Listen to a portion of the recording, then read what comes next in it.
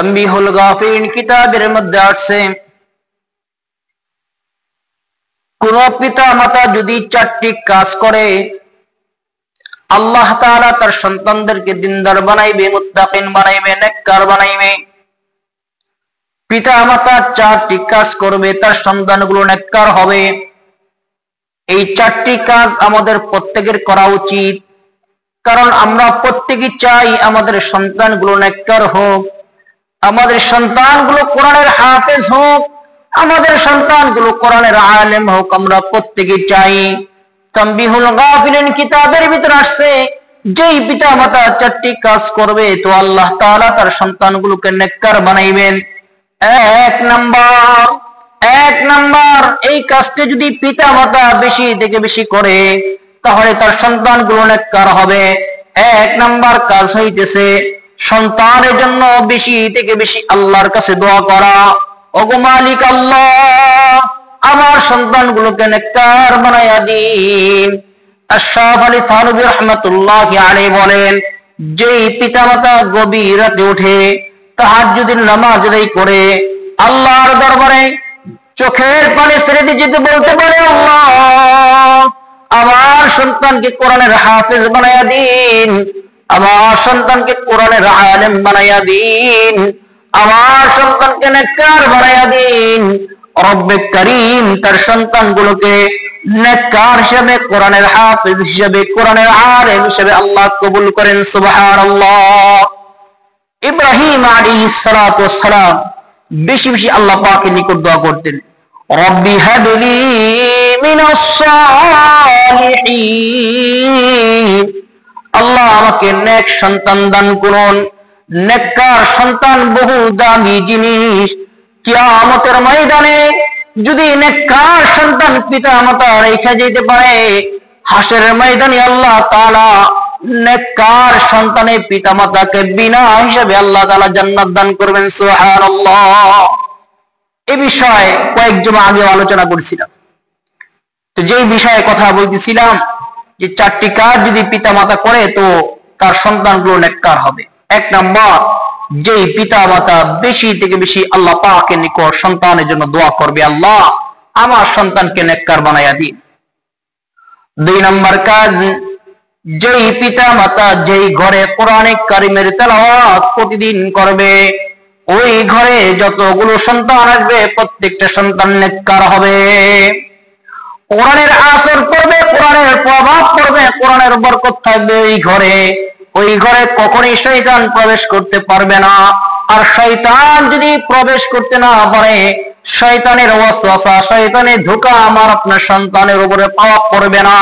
এইজন্য সম্মানিত হাজিরিন, এইজন্য আমার আপনার ঘরে প্রতিদিন নিয়মিত কোরআনে কারিমের তেলাওয়াত করা চাই, বেশি থেকে বেশি কোরআনে কারিমের তেলাওয়াত করা চাই।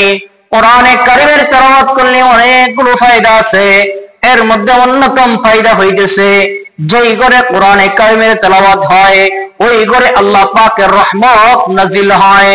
যেই ঘরে কোরআনে কারিমের তেলাওয়াত হয় ওই ঘরের মধ্যে যারা বসবাস করে, আহাল পরিবার পরিজন যারা বসবাস করে, এদের মধ্যে আল্লাহ তাআলা মিল মহব্বত বৃদ্ধি করে দেন। সুবহানাল্লাহ। তার 2 নাম্বার কাজ হইতেছে ঘরে বেশি থেকে বেশি কোরআনে কারিমের তেলাওয়াত করা।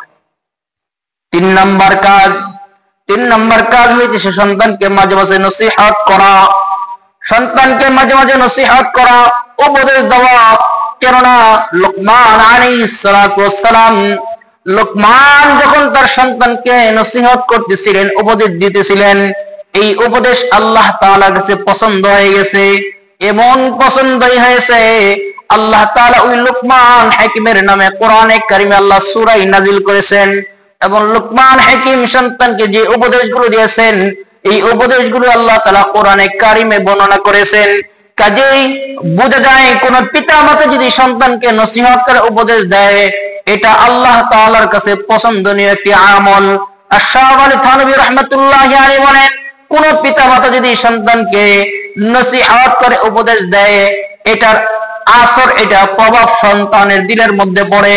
1 দিন 2 দিন 3 দিন উপদেশ দিবেন, নসিহত করবেন, দেখবেন যত নেক আমল আছে এই নেক আমলের প্রভাবগুলো, নেক আমলের আসরগুলো আপনার সন্তানের দিলের মধ্যে আল্লাহ তাআলা ফেলাই দিবে।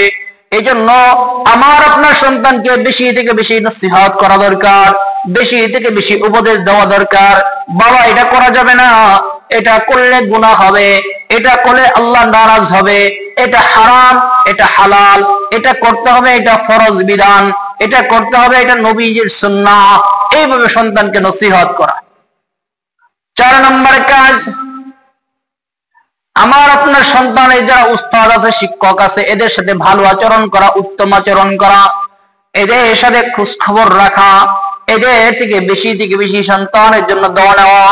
কেননা কিতাবের মধ্যে আসছে, কোন ছাত্রের উপরে যদি উস্তাদের নেক নজর পড়ে যায়, কোন ছাত্রের উপরে যদি উস্তাদের দোয়া থাকে, তো আল্লাহ তাআলা ওই সন্তান, ওই ছাত্রকে আল্লাহ তাআলা আসমানে ইলম দান করেন, কোরআনের ইলম দান করেন। আর যেই ছাত্রের উপরে উস্তাদের বদদোয়া থাকে, উস্তাদের বদনজর থাকে, ওই সন্তান কখনোই আলেম হতে পারে না, নেককার হতে পারে না। এই জন্য সম্মানিত হাজিরিন, দুস্থ আহবাব, আমার আপনার উচিত হইতেছে, আমার আপনার সন্তানের উস্তাদ যারা থাকবে, শিক্ষক যারা থাকবে, শিক্ষিকা যারা থাকবে, এদের সাথে ভালো আচরণ করা, উত্তম আচরণ করা, খোঁজ খবর নেওয়া যে এদের কি হালত। খোঁজ খবর মহাব্বত রাখলে অটোমেটিক দেখবেন উস্তাদ ছাত্রের উপরে সুনজর দিবে, নেক নজর দিবে, ছাত্রের জন্য দোয়া করবে, আল্লাহ আমার এই ছাত্রটাকে আপনি আলেম হিসেবে কবুল মঞ্জুর করে নেন। এইভাবে দোয়া করবে। এই 4টি কাজ যদি আমি আপনি করতে পারি, তাহলে আশা করা যায় আমার আপনার সন্তানগুলো নেককার হবে। আল্লাহ তাআলা আমাদের সকলকে আমল করার তৌফিক দান করুন। সকলে বলি আমিন। যে আলোচনা করতেছি